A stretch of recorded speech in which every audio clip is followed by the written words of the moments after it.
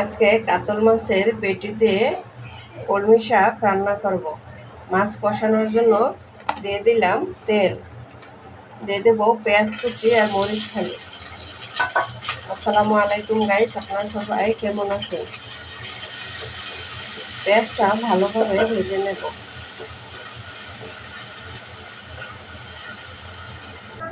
সামান্য একটু লবণ কুচি দিয়ে দেব, তাহলে পেঁয়াজটা তাড়াতাড়ি ভাজা হবে।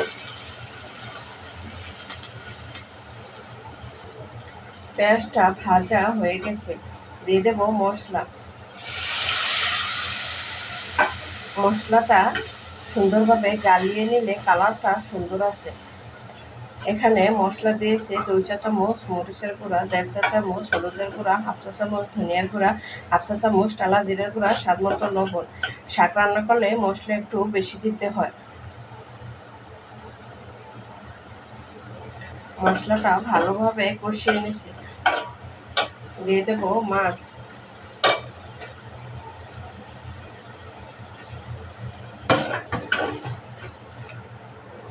মাছটা কষানোর জন্য দিয়ে দেবো ঝোল। 10 মিনিট কষিয়ে নেব, ঢাকনা দিয়ে ঢেকে দেব। নিচে যেন লেগে না যায়, একটু নাড়াচাড়া করে নেব।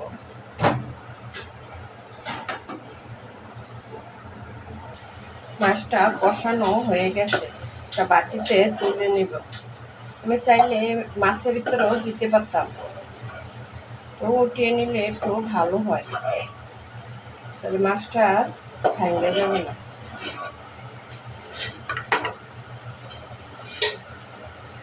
দিয়ে দেবো আলু আর কলমি শাক।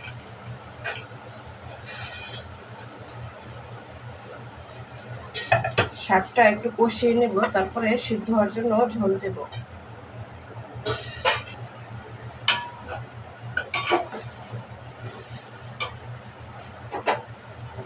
সিদ্ধ হওয়ার জন্য দিয়ে দেবো গরম ঝোল।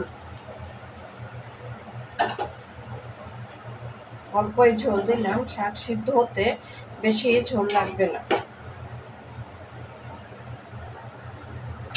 দিয়ে দেবো মাছ।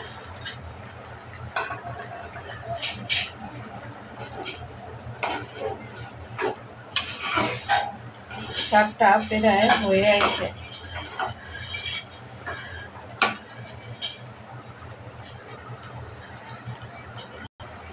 তরকারিটা রান্না হয়ে গেছে, ঝোলটা মাখা মাখা রেখেছি।